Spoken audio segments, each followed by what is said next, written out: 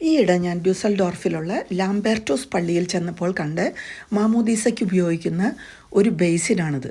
ലാംബെർട്ടോസ് ബേസിലിക്ക ഡ്യൂസൽഡോർഫിലെ ഏറ്റവും പഴക്കമുള്ള പള്ളിയാണ്. ഈ മാമോദീസ തൊട്ടിയുടെ താഴ്ന്ന ഭാഗം ലൈം സ്റ്റോൺ അഥവാ ചുണ്ണാമ്പ് കല്ലുകൊണ്ടാണ് ഉണ്ടാക്കിയിരിക്കുന്നത്.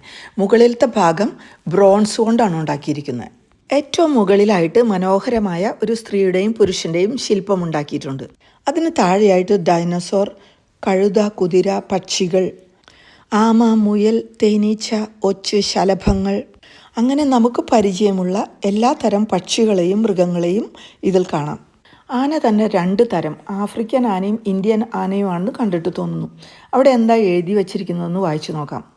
ഞാനത് വായിച്ചു നോക്കി. അതിലെഴുതിയിരിക്കുന്നത് ദൈവം സൃഷ്ടിച്ചതെല്ലാം വളരെ നല്ലതാണെന്ന് കണ്ടു എന്നാണ് അതിലെഴുതിയിരിക്കുന്നത്. ബൈബിളിലെ ആദ്യത്തെ പുസ്തകമായ ജനസിസ് അഥവാ ഉൽപ്പത്തി പുസ്തകത്തിലെ ആദ്യത്തെ അധ്യായത്തിൽ ദൈവം പ്രപഞ്ചത്തെ സൃഷ്ടിച്ചതിനെ പറ്റി വിവരിക്കുന്നുണ്ട്. ഭൂമി രൂപരഹിതവും അന്ധകാരം നിറഞ്ഞതായിരുന്നു എന്നാണ് പറയുന്നത്. അതിനുശേഷം വെളിച്ചമുണ്ടാകട്ടെ എന്ന് പറഞ്ഞ് ഭൂമി പ്രകാശപൂരിതമായി. ആകാശവിതാനം സൃഷ്ടിക്കുന്നു. കടലിനെയും കരഭാഗത്തെയും വേർതിരിക്കുന്നു. കടലിലുള്ള മത്സ്യങ്ങളെയും മറ്റു ജീവജാലങ്ങളെയും സൃഷ്ടിക്കുന്നു. ആകാശത്തിലെ നക്ഷത്രങ്ങളെയും സൂര്യനെയും ചന്ദ്രനെയും സൃഷ്ടിക്കുന്നു. പിന്നീട് ഇഴജന്തുക്കളെയും വന്യമൃഗങ്ങളെയും കന്നുകാലികളെയും സൃഷ്ടിക്കുന്നു. വനവൃക്ഷങ്ങളെയും മനുഷ്യർക്കും ജീവജാലങ്ങൾക്കും ഭക്ഷ്യയോഗ്യമായ പഴവർഗ്ഗങ്ങളും ധാന്യങ്ങളും സസ്യങ്ങളും സൃഷ്ടിക്കുന്നു. ഭൂമിയെ മനോഹരമായും വാസയോഗ്യമായും സൃഷ്ടിച്ചതിനു ശേഷം ദൈവം തൻ്റെ ഛായയിലും സാദൃശ്യത്തിലും മനുഷ്യനെ സൃഷ്ടിക്കുന്നു.